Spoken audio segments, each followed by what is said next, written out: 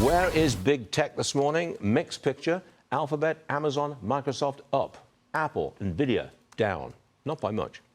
Congress has repealed a Biden-era rule that limited the amount of land that could be leased for oil and gas development in the wildlife refuge in Alaska. Energy Secretary Chris Wright joins me now.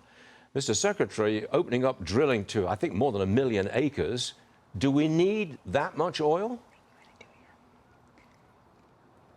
We do, Stuart. We do, Stuart. The more oil we have, the more oil the United States can export to our allies abroad, great for the U.S. economy, and the lower we drive gasoline, diesel prices, jet fuel prices, airline tickets, and everything else. I'm still looking for those people that want higher prices, but I haven't found any of them yet.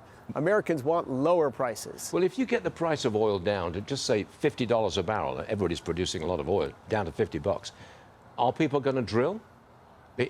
Can they make a profit at $50 a barrel? Yeah, the best producers can on the best lands. And look, oil price to bid for a lease today, that's development years from now. When you're opening lands in Alaska, that's not for what gasoline prices is next month. That's for what they're going to be several years or decades down the road. But there's incredible oil resources in Alaska. Heck, that area is called the National Petroleum Reserve for a reason. We just put on the screen nat gas, the price of natural gas. It's above I think it's about 560 per million British thermal units. But that's way up there. 541 right now we have on nat gas. It's up 6% today. Doesn't that contribute to inflation? That's a short-term move in gas prices, and to translate that into more understandable terms, that's the equivalent of 75 cents a gallon energy.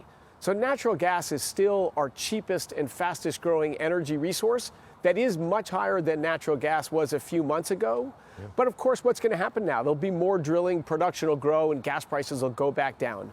But remember, that's 75 cents a gallon energy price. All right, Mr. Secretary, you asked the National Petroleum Council for ideas about speeding up the permitting process. What did they come up with for you?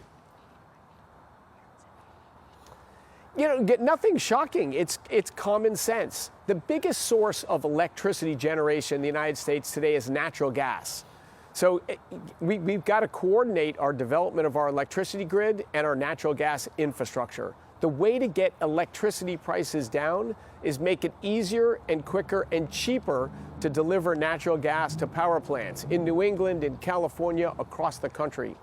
States that pass renewable portfolio standards, like California, New York, and unfortunately my own state of Colorado, via Governor Polis, push through these policies to stop the development of more natural gas for power and put on intermittent sources. And what does that mean? Higher prices. We're doing everything we can to reverse the trend in electricity prices, and that means we've got to coordinate our natural gas pipeline infrastructure with our electricity generation infrastructure.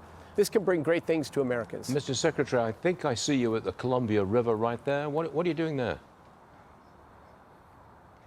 We came out here, another brilliant move by the Biden administration. They made an agreement with environmental groups ultimately to pull down 4 large hydro dams out here in the Snake River right as it flows into the Columbia River. That would be 3 gigawatts of firm, reliable power generation taken off the marketplace. The Trump administration will not allow the taking down of dams, the closing of coal plants, the closing of gas plants, and all the things the Biden administration did to drive electricity prices up. We're reversing those. So we're out here to visit the dam, talk to the Army Corps of Engineers and Bonneville Power Administration that run them, and assure them we're going to keep these dams open. In fact, we want to up the capacity. We want to make them even better assets. Why am I not surprised? You're in the Trump administration. Mr. Secretary, thank you very much for being with us this morning. You have a great weekend, please. We'll see you again soon. Thanks. U.S.